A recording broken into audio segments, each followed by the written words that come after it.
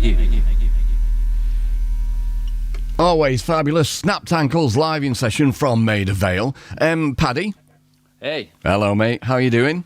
Hello, Mark. How are you? I'm good, thanks, pal. I'm all right. So, can you give us the title of the first two tunes that you've just played for us? The first one was called Bailan, and the second song was called Where's the Kaganye? Right, okay. So, first up, what's a bailan? Bailan is a slight turn on, tune in and drop out, but in Chinese is basically to sit around and drop out and not join the rat race. The rat race and sit at home looking at the internet. Basically. Right. Okay. Right, an instruction. That's fine. Second up, what's a kaganya?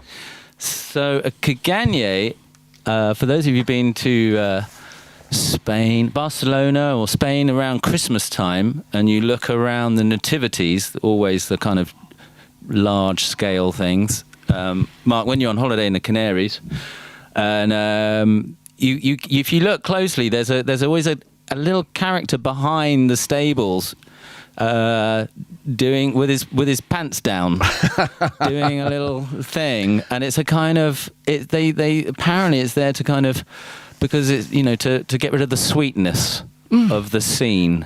So yeah, the spoiler basically. Right. Paddy, can I ask you, is the little character that you're talking about having a poo? Basically. Yeah. Right, okay. It's like past 9 o'clock now, isn't it? We can say that. It's all right. No, it's just strange that you should say that, because I have actually got one of these things. So when Trace and I went to Barcelona not so very long ago, we saw these shops selling like it had, I don't know, Bono and various different, famous people, and I bought a David Bowie figure, which is about 4 inches tall, and he's got his Ziggy suit on with the Ziggy haircut, and he's crouching down having a poo. That's now, it. I hope nobody's having the dinner at this point in time, but I have got one, but I didn't know what one was. So that's it. It's dedicated to ruining the nativity scene, whether it's Ziggy having a poo, and also ruining some people's supper. Oh, right, okay. Well, I'm glad I asked the question now, because, like I say, I'm the proud owner of one. I've got a pretty, widespread David Bowie collection, but that's the oddest thing in it, I have to say. So, Paddy, would you please introduce your fellow members of Snap Tankles? We've got Mr. Chestnut. Hello. On the on a lot of squelches and noises over there, and we've got Mr. Parry on the bassy squelches and noises. Hello. And then we've got Mr. Long, right down the bottom of the gym, in the Maida Vale gym, on the drums. Okay, now it sounds very, very kind of traditional, the lineup you've got there, but we know Snap Tankles don't usually delve into the traditional, so are there any kind of strange artifacts going on down there at the moment? Strange no, not really, just someone hitting some logs, normal band stuff, people hitting bits of wood, and usual, like a normal band, just hitting a log. Right, hitting loads of sequences and things like, they're just not guitar shaped, Mark.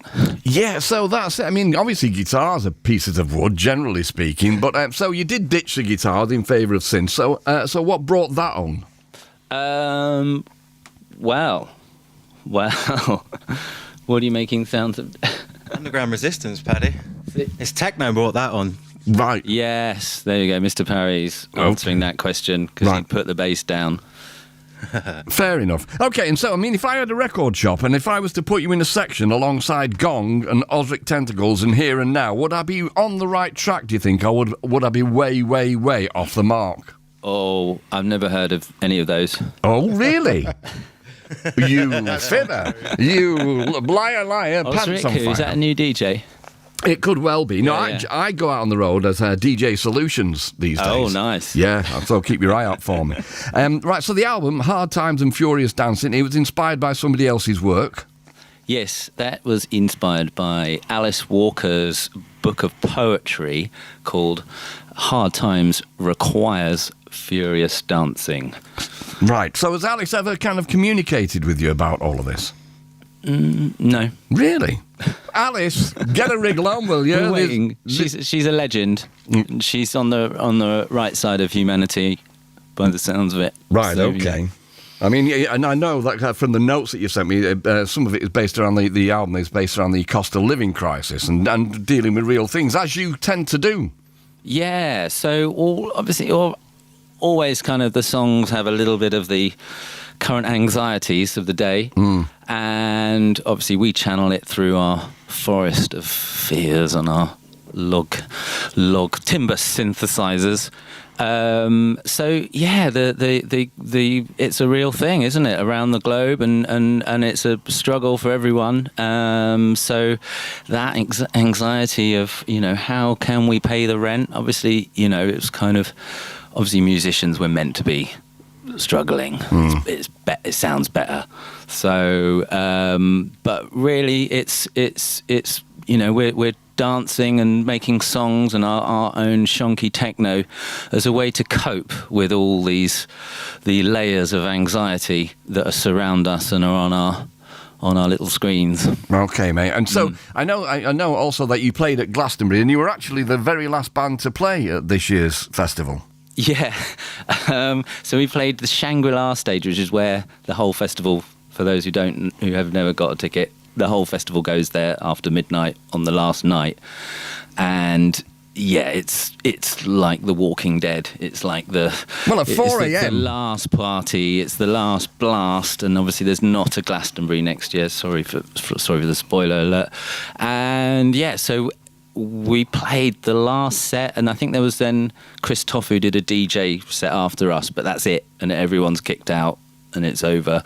I'm not sure if anyone really remembers us playing, but anyway. Well, you remember. We know we were there. So. Absolutely, yeah. And also, just need to say this, we've got some dates that I will plug in a moment, but there's also a live version of the album, which is available. Mm-hmm. Do you want to tell people about it? Yep, so that came out on a little Bandcamp thing, and it's on tape, on cassette tape only. And we'll have some of those on our merch desk. It's called Dancing in Transit. Okay, all right, mate. So before we get the next two tunes, I don't need those titles explaining, thankfully. But the tour date's coming up Wednesday, the 22nd of October, the Treehouse in Frome. Frome, obviously spelled Frome. Why they didn't put another O in there, I'll never know. But anyway, the 23rd of October, Guildhall in Guildford. The 24th, Phoenix, Exeter. The 25th of October, Old Town Hall, St Just. On the 26th, the Cornish Bank in Falmouth. And then we are looking at the 27th, Cola in Portsmouth. 28th of November, the Piper, St Leonard's. The 29th, Lido, Margate. The 3rd of December, Brunel Social Club. The 4th, the Grove in Newcastle. The 5th of December, the White Hotel, says Manchester here, just to be pedantic, it's Salford. And then the 13th, the ICA in London, matinee show and an evening show. Yeah.